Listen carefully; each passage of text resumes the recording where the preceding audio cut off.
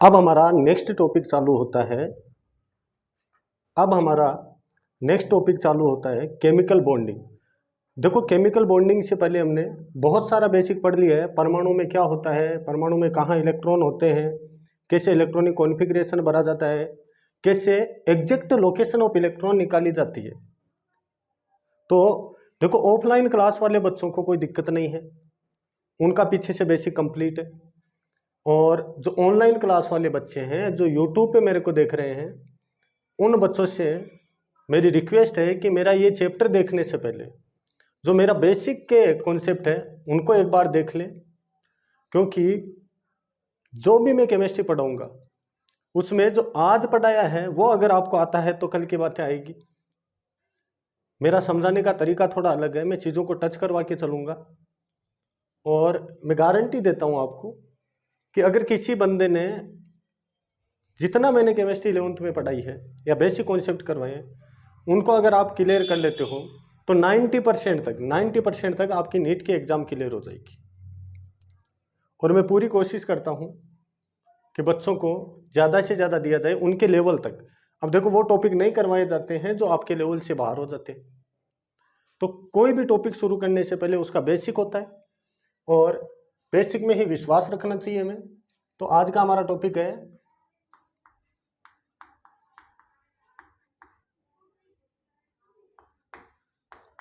Chemical bonding.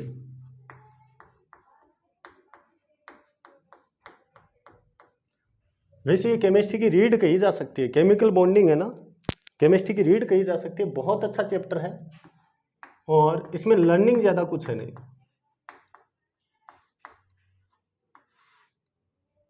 रासायनिक बंध या आबंध।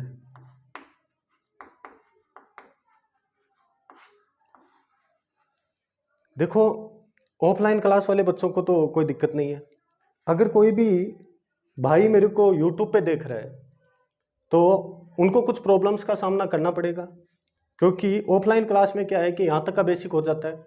तो उसका सॉल्यूशन ये है कि जो भी टॉपिक यहाँ टच होता है, आप उसी नाम से मेरे यूट्यूब चैनल पर टॉपिक सर्च करें और वो टॉपिक आपको मिल जाएगा। तो पहले आप वो टॉपिक पढ़ें और उसके बाद ये पढ़ें। अगर किसी भाई को ऐसे दिक्कत होती है कि स्पीड कम है तो वो अपने मोबाइल में स्पीड बढ़ा के देख ले, ठीक है। तो देखते हैं बेटे, केमिकल बॉन्डिंग, रासायनिक आबंध। सबसे पहली बात ये होती है कि ये बंध बनाने की आवश्यकता ही क्या है, परमाणु को बंध बनाने की आवश्यकता ही क्या है, वो बंध क्यों बना रहा है। क्या वो अकेला स्टेबल नहीं है? नहीं, वो अकेला स्टेबल नहीं है, तभी तो क्या कर रहा है, बंध बना रहा है। अक्रिय गैसें होती है उन पे यह बात लागू नहीं होगी। उनके अलावा जो भी परमाणु है बंध क्यों बनाते हैं, स्थायित्व के लिए। और स्थायित्व क्या होता है, परमाणु का अष्टक पूर्ण होना चाहिए। अष्टक क्या होना चाहिए, पूर्ण होना चाहिए। ऐसा हम क्यों कहते हैं, क्योंकि अक्रिय गैसें होती है ना, अक्रिय गैसें, उनका अक्रिय गैसों के देखो नो और भी नाम होते हैं, उत्कृष्ट गैसें।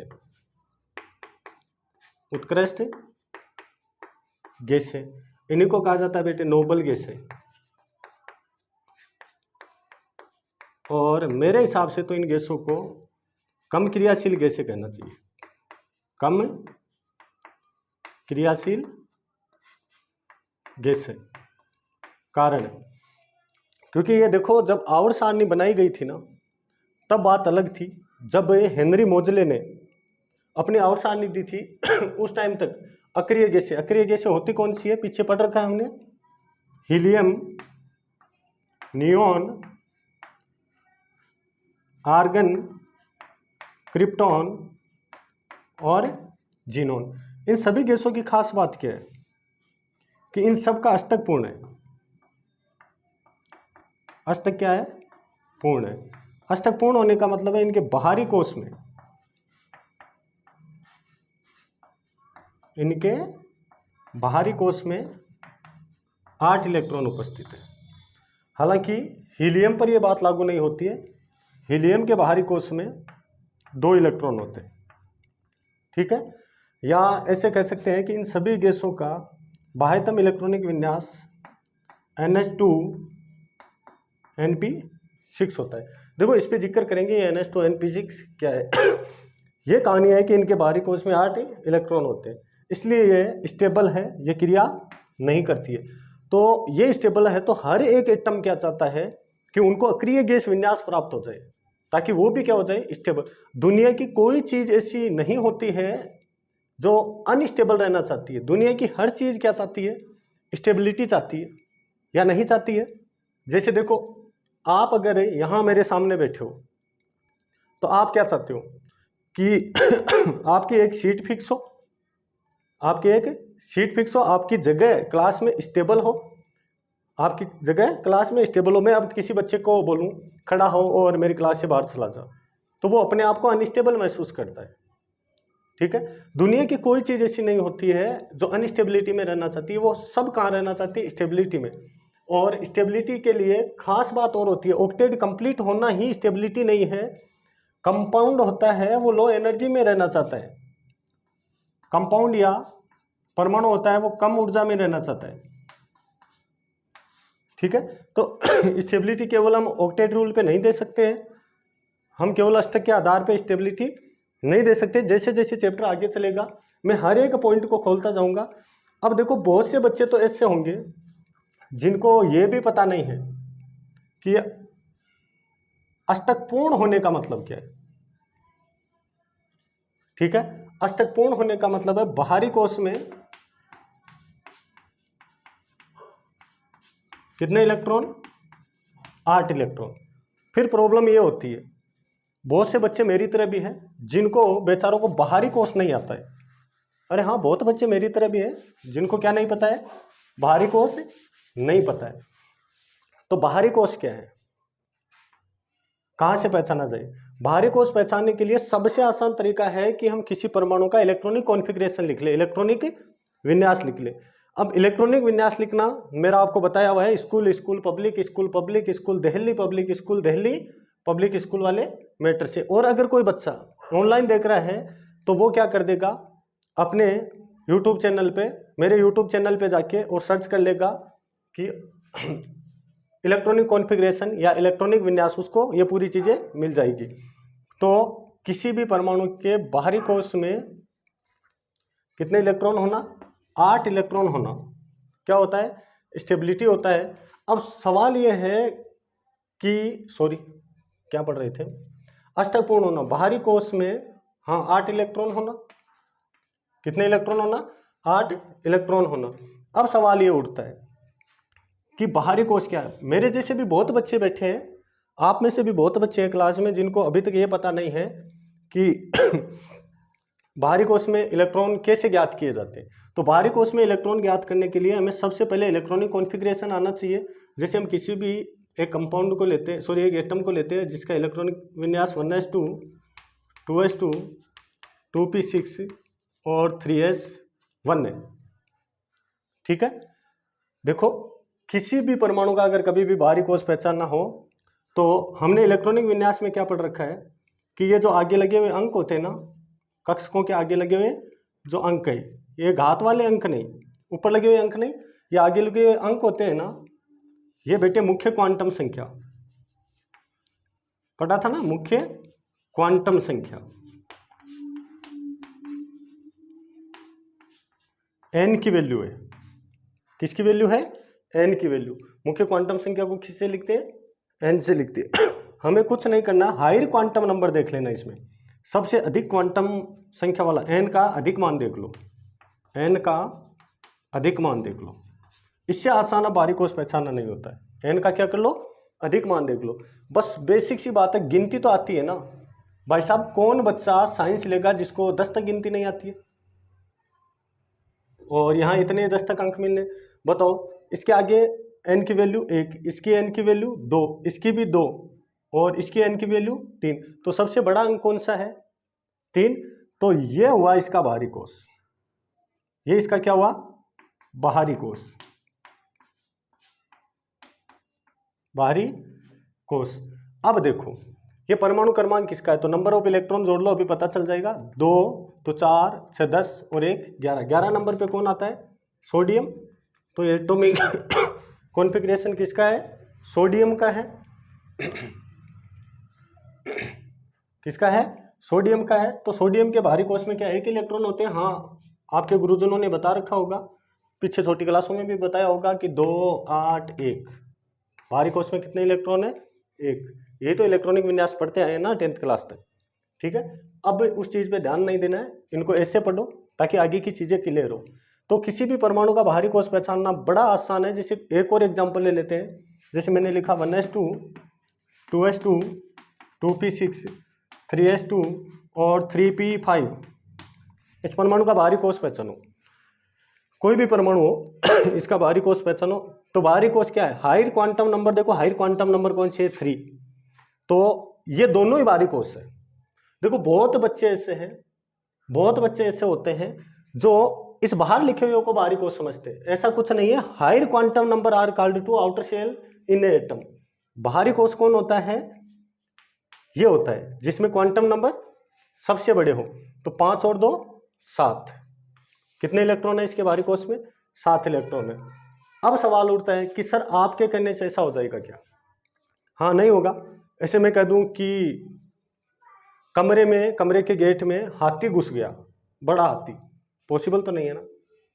मेरे कहने से कुछ नहीं होगा, मैं इस चीज को प्रूव करके देता हूं आपको। तो देखो हमने नील्स बोर का परमाणु मॉडल पढ़ा था, नील्स बोर का परमाणु मॉडल पढ़ा था। उसमें क्या पढ़ा था, एक परमाणु की स्ट्रक्चर पढ़ी थी नील्स बोर के परमाणु मॉडल में। ये इसका क्या था, नाभिक था, ठीक है। और ये इसका पहला कोष था जिसको हम आगे चल के क्या कहेंगे, आंतरिक कोष। क्यों कहेंगे बताऊंगा। इसको हम क्या कहेंगे, आंतरिक कोष। ये एक और कोष था, कितने भी बना सकते हैं। जैसे हमारे दोस्त से काम चल रहा है तो हम 2 ही बनाएंगे। अब ऐसा पे टेढ़ा मेढ़ा डायग्राम बने तो बने, ठीक है। ये हो गया इसका बाहरी कोष,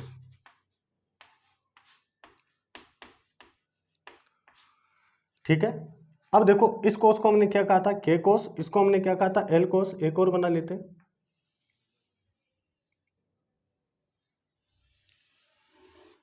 इसको हमने क्या कहा था, एम कोष। देखो समझने के लिए इतने काफी है। अब यहां देखो, अगर किसी भी बच्चे ने ढंग से देखा है या मैंने बता रखा है कि यहाँ इनके एन की वैल्यू लिखी हुई होती है। इसके लिए एन बराबर कितना होता है, 1 होता है। इसके लिए एन बराबर क्या होता है, 2 होता है। इसके लिए एन बराबर क्या होता है, 3 होता है। जब हम ये मॉडल पढ़ रहे थे तब हमें एन का नॉलेज नहीं था, लेकिन उसके बाद तो मैंने क्वांटम नंबर करवाए हैं।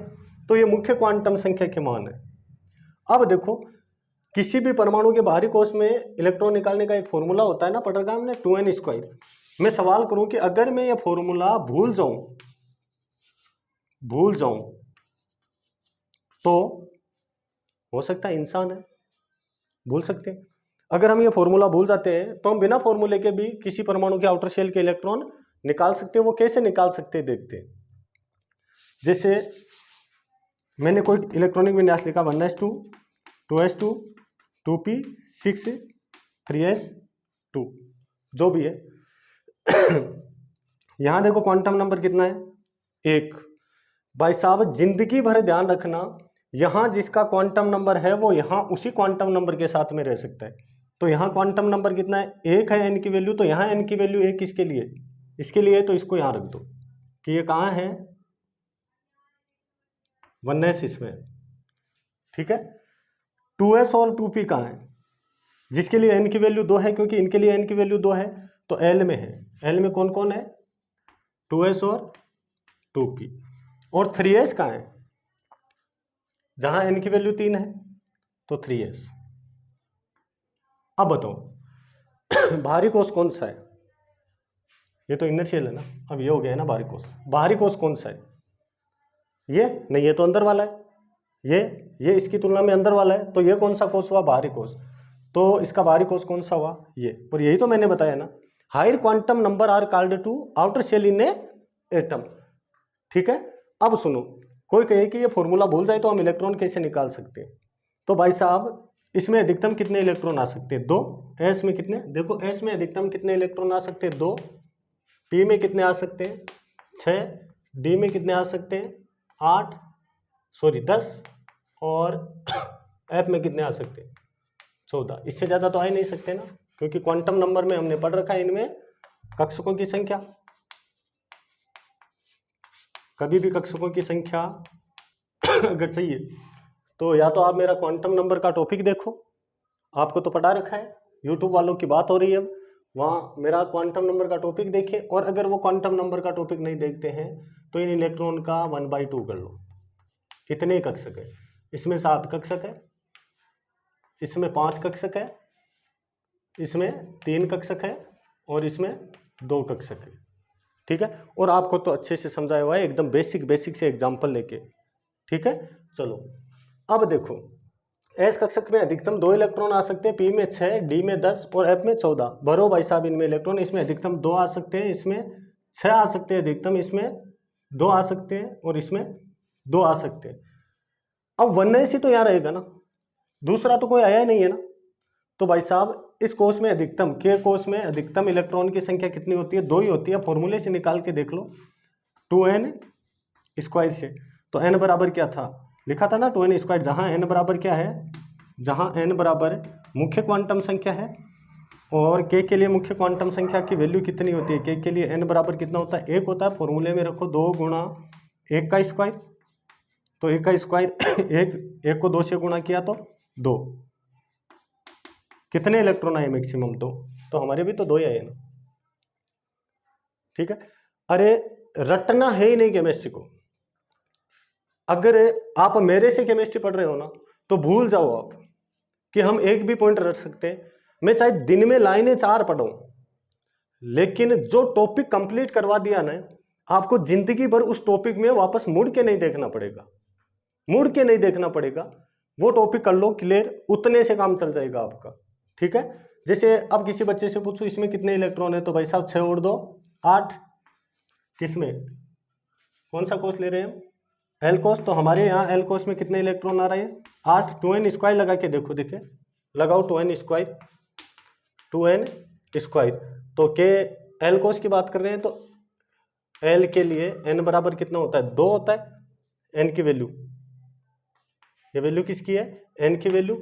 तो 2 गुणा 2 का स्क्वायर, 2 का स्क्वायर 4, 4 को 2 से गुणा करो 8। फॉर्मूले से भी कितने आ रहे हैं, 8 ही आ रहे हैं। तो ये थोड़ा सा बेसिक है, क्योंकि पार्ट इतना आसान है नहीं। हाँ, उसको आसान बना दिया जाएगा, एकदम मक्खन बना दिया जाएगा पार्ट को। किसी भी बच्चे के पास में मैं किसी भी टॉपिक में क्यों नहीं छोड़ूंगा। सवाल उठता है ना सर ऐसा क्यों हुआ, मैं हर एक आखिरी क्यों का जवाब देके जाऊंगा, अगर केमिस्ट्री देती है तो। देखो मैं केमिस्ट्री बना नहीं रहा हूं, मैं केमिस्ट्री को समझाने की कोशिश कर रहा हूं। और अगर मैं केमिस्ट्री को समझाने में सफल हुआ तो मैं केमिस्ट्री का एक अध्यापक कहला सकता हूं। ठीक है भाई, एक अध्यापक का काम क्या है, टॉपिकों को समझाना, कि मैं कितना ज्यादा समझा पा रहा हूं आपको। लिखा हुआ तो किताबों में भी मिल जाएगा, और मैं केमिस्ट्री बना नहीं रहा हूं। जहां तक केमिस्ट्री में किसी क्यों का जवाब है, वहां तक मैं आपके सामने क्यों का जवाब रखूंगा। आज तक मेरे को ऐसे याद नहीं है कि मेरी क्लास में किसी भी बच्चे ने टॉपिक करवाने के बाद मेरे से ये कहा हो कि सर ये क्यों हुआ, इससे आगे क्या होगा, ऐसा कहीं मैंने छोड़ा ही नहीं है। तो ये थोड़ा सा बेसिक था, मतलब अष्टक पहचानने का तरीका था कि बाहरी कोश को कैसे पहचाना जाए, क्या किया जाए, क्या नहीं किया जाए। अब देखो बात करते हैं केमिकल बॉन्ड पर। तो बंध है क्या, यानी रासायनिक बंध या अबंध एक ही बात है क्या। तो देखो परमाणु क्या चाहता है, स्थायित्व। परमाणु क्या चाहता है, स्थायित्व। तो परमाणु क्या करते हैं, परमाणु स्थायित्व ग्रहण करने के लिए दूसरे परमाणुओं के साथ जुड़कर अणु या यौगिक बनाते हैं। देखो ये अभी बंद नहीं हुआ है, पहले यही पॉइंट ध्यान में होना चाहिए कि परमाणु स्थायित्व ग्रहण करने के लिए दूसरे परमाणुओं के साथ जुड़कर अणु या यौगिक बनाते हैं। और ये स्थायित्व क्या है, पहला पॉइंट तो इसका यही याद रखो कि वो अपना क्या करना चाहते हैं, अष्टक पूर्ण। ठीक है, बाकी तो देखो मैं स्टेबिलिटी पे बहुत बातें करूंगा, इसका जैसे जैसे टॉपिक आगे चलेगा इसको और डीप लेके जाते चलेंगे। तो इसका मतलब क्या हुआ, परमाणु अपना अष्टक पूर्ण करने के लिए आपस में जुड़कर क्या बनाते हैं, यौगिक क्या अणु बनाते हैं। कैसे जुड़ते हैं वो आगे की बात है, क्योंकि पूरी केमिस्ट्री तो एक साथ समझाई भी नहीं जा सकती। अब देखो सवाल ये उठा कि दो परमाणु अगर एक जगह हो गए, जैसे मान लो ये कोई परमाणु है ए मान लो जिसको, और ये कोई परमाणु है जिसको बी मान लो। अब ये आपस में जुड़े कैसे, ये भाई साहब इलेक्ट्रॉन की साझेदारी कर सकते हैं, शेयरिंग ऑफ इलेक्ट्रॉन हो सकता है, इलेक्ट्रॉन का आदान प्रदान कर सकते हैं। क्योंकि इनको कैसे जैसे भी करके, कैसे जैसे भी हाथ पैर मार के, और अपने आउटर शेल में कितने इलेक्ट्रॉन पूरे करने हैं, 8 पूरे करने हैं, और उसके लिए ये दोनों काम कर सकते हैं। ये शेयरिंग कर सकते हैं, मतलब इलेक्ट्रॉन का साझेदारी कर सकते हैं, और इलेक्ट्रॉन होते हैं उनकी पूर्णतया शेयरिंग भी कर सकते हैं, एक दूसरे को दे ले सकते हैं। वो आगे की बातें हैं, क्योंकि आगे ये पूरी चीजें समझ में आती जाएगी। मतलब सीधी बात है, ये इलेक्ट्रॉन का क्या करेंगे, आदान प्रदान करेंगे। अब सुनो, जैसे चलो मैं इस बच्चे से बोलूं कि मैं आपको 10,000 रुपये उधार दे दूं, 10,000 रुपये उधार दे दूं, तो जैसे ही मैंने इसको 10,000 रुपये उधार दिए ना, तो हम दोनों के बीच में कोई अट्रैक्शन लगने लग गया। पहले मान लो मैं इस बच्चे से ज़्यादा बात नहीं करता था, कुछ भी नहीं होता होगा, लेकिन उसके बाद में इस बच्चे के साथ में मेरा कनेक्शन हो गया। तो भाई साहब जब भी एटम होते हैं इलेक्ट्रॉन का आदान प्रदान कर लेंगे तो उनके बीच में आकर्षण लगेगा। क्या लगेगा, आकर्षण।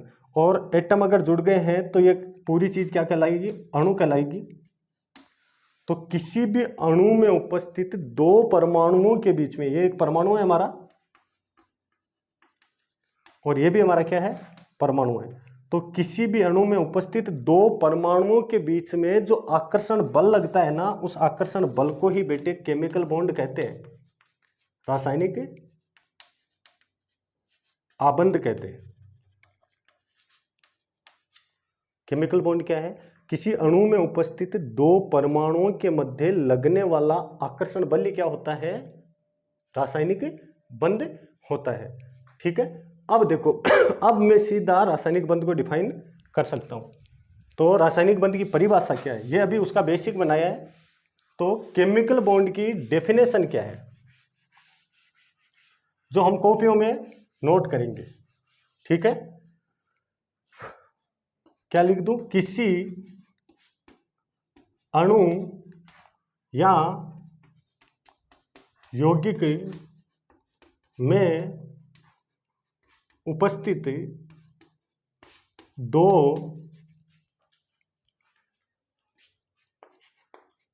परमाणुओं के मध्य लगने वाला आकर्षण बल ही क्या कहलाता है, रासायनिक बंध कहलाता है। बल ही रासायनिक बंध कहलाता है।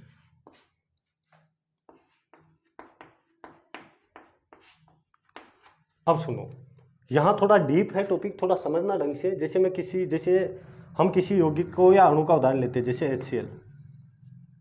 तो H और Cl के बीच में क्या लग रहा है, कोई आकर्षण, क्योंकि HCl क्या है, एक यौगिक है। तो किसी भी यौगिक में उपस्थित दो परमाणुओं के बीच में, इन दोनों परमाणुओं के बीच में क्या लग रहा है बेटे, आकर्षण लग रहा है। और इस आकर्षण को ही हम क्या कहते हैं, रासायनिक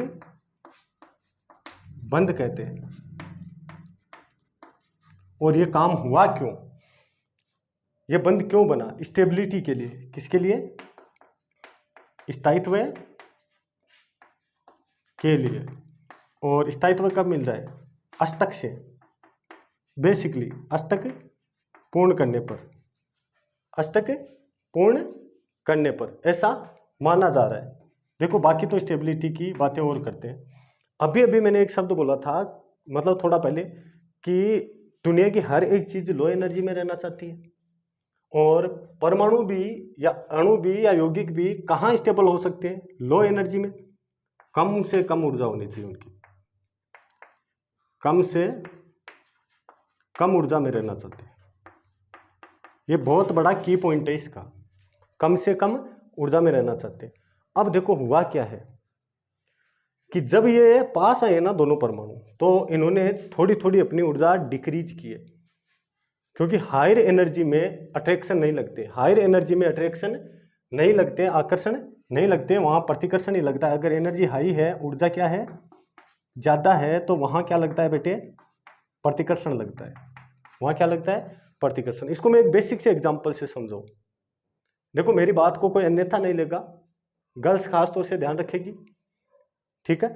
जैसे माना कि मेरी शादी हो गई, अब सोचो मैं उग्र स्वभाव का हूं, वो आप जानते हो, मैं उग्र स्वभाव का हूं, और अगर मेरी मिसेज भी उग्र स्वभाव की रही, सोचो थोड़ा, मैं उग्र स्वभाव का हूं और मेरी मिसेज भी उग्र स्वभाव की रही, तो क्या ये रिश्ता लंबे समय तक टिकेगा, नथिंग इज पॉसिबल। भाई साहब रोजिना लड़ाइयां उसी माथा फूट सी, रोजिना लड़ाइयां होके माथा फूट सी, कण हमारे बेलन की लाग सी, आगली के थाप की लाग सी, जो भी उन्होंने। देखो ये केवल मैं समझाने के लिए ले रहा हूं, ऐसा कुछ नहीं है। हाथ उठाना और औरतों पे हाथ उठाना तो महापाप है, ठीक है ना। तो ऐसा होता है कि जहां रिपल्सन होता है, जहां एनर्जी हाई होती है ना, वहां अट्रैक्शन होने की संभावनाएं कम होती है। वहां क्या होता है, रिपल्सन होता है, प्रतिकर्षण होता है, दूरियां बढ़ती है, प्रतिकर्षण होता है। ये भी ध्यान रखना। एक और चीज समझा दूं यहीं पे, आकर्षण से हमेशा ऊर्जा कम होती है, ये ध्यान रखो। आकर्षण से ऊर्जा डिक्रीज होती है और रिपल्सन से ऊर्जा बढ़ती है। अब सुनो, मुझे और अगर मेरी वाइफ को अपने रिश्ते को बना के रखना है, तो थोड़ी सी एनर्जी उनको कम करनी पड़ेगी, थोड़ी सी एनर्जी किसको कम करनी पड़ेगी, मेरे को कम करनी पड़ेगी। अगर हम दोनों ने एनर्जी कम की तो हमारे बीच में अच्छे से बातचीत होने लगेगी। अगर अच्छे से बातचीत होने लग गई है, इसका मतलब हमारे बीच में कोई कनेक्शन बन रहा है, फोर्स ऑफ अट्रैक्शन लगता है, ठीक है। तो आकर्षण बेटा हमेशा कहाँ लगता है, लो एनर्जी में लगता है। हायर एनर्जी में तो हमेशा क्या लगता है, रिपल्सन ही होता है। हायर एनर्जी में क्या होता है, रिपल्सन होता है। तो देखो जब ये इसके पास आया और इनके बीच में कोई आकर्षण है, तो डेफिनेटली बात तो यही हुई ना कि जब हाइड्रोजन है उसने क्लोरीन के साथ बंध बनाया, तो कुछ ऊर्जा इसने त्यागी और कुछ ऊर्जा इसने त्यागी, और फिर इन्होंने HCl बनाया जिसको हम अणु कहते हैं। तो इसकी ऊर्जा कम है, और कम एनर्जी होती है वो किसको दर्शाती है, स्टेबिलिटी को। कम एनर्जी किसको दर्शाती है, स्टेबिलिटी को। कभी कोई पूछ ले बता परमाणु और जैसे HCl और Cl दोनों के अलग अलग अगर एनर्जी जोड़ी जाए और एक HCl की एनर्जी जोड़ी जाए, तो उन दोनों की एनर्जी का अगर कंपैरिजन करें तो एनर्जी ज्यादा किसकी है, जब दोनों परमाणु अलग अलग है तब। जब एक साथ है ना, तब क्या होता है, उनकी एनर्जी कम है। और एनर्जी कम होने का मतलब है परमाणु क्या है, स्थायी है, ठीक है। तो अणु और परमाणु में से ज्यादा स्टेबल कौन होता है, अणु होता है। ज्यादा स्टेबल कौन होता है, अणु होता है। तो यह हुआ बेटा केमिकल बॉन्ड। देखो केमिकल बॉन्ड की परिभाषा इतनी है, काफी है। किसी अणु या यौगिक में उपस्थित दो परमाणुओं के मध्य लगने वाला आकर्षण बल ही क्या कहलाता है, रासायनिक बंध कहलाता है। और देखो इस पे इतना टाइम में देना जरूरी था, क्योंकि हमारे पाठ का नाम ही क्या है, केमिकल बॉन्डिंग ये है, पार्ट का जब बेस एकदम हाथ में आ जाएगा ना, उसके बाद में पार्ट हमारे हाथ में रहेगा। जैसे हम नचाएंगे ना वैसे नाचेगा। जैसे देखो मैंने स्टार्टिंग में कहा था कि किसी भी बंदे को, क्लास में कहा था ना कि किसी भी बच्चे को अगर पीरियडिक टेबल के गुण पढ़ने हैं, आवर्त और वर्ग में गुण किस प्रकार परिवर्तित होते हैं, तो आप एटॉमिक साइज को पकड़ लो। वो मेरी जिम्मेदारी है, वो मेरी जिम्मेदारी है कि एटॉमिक साइज पर हर एक गुण को लाके मैं खड़ा कर दूंगा। मतलब 90% गुण हैं उनको एटॉमिक साइज पे लाके खड़ा कर दूंगा। एटॉमिक साइज अगर आपको अच्छे से आती है तो वो गुण आप कदापि भूल ही नहीं सकते, कदापि भूल ही नहीं सकते। देखो बेटे, सीधी बात तो ये होती है, मैं आपको गाइड कर सकता हूं, घोल के मैं नहीं पिला सकता। कभी भी कोई योद्धा युद्ध नहीं जीतता है। युद्ध होता है ना, जैसे देखो अगर बात करें कर्ण और अर्जुन के बीच में युद्ध हुआ था, कर्ण और अर्जुन के बीच में युद्ध हुआ था, तो आप मेरे को यह बताओ क्या युद्ध अर्जुन ने जीता था? नहीं, युद्ध अर्जुन ने नहीं जीता था। अरे वो उस कर्ण को कैसे हरा सकता है? उस कर्ण को कैसे हरा सकता है जिसके एक बाण से उस रथ, वो रथ भी 2 कदम पीछे खिसक गया था जिस पर त्रिलोकी का नाथ बैठा था। उस आदमी को कैसे कोई हरा सकता है कि जिसके एक वाण चलाने से वो रथ, जिस पर सामने वाले रथ पे वाण चलाया, उसके योद्धा पे वाण चलाया, वो रथ है वो 2 कदम पीछे खिसक गया था। हुआ था ऐसा? बिल्कुल। और उस रथ पर तो त्रिलोकी का नाथ बैठा था, केशव बैठा था, श्री कृष्ण बैठा था। अगर वो आदमी श्री कृष्ण को 2 कदम पीछे धकेल सकता है तो अर्जुन की क्या औकात थी कि उसको मार दे? लेकिन युद्ध जितवाया किसने था? श्री कृष्ण ने।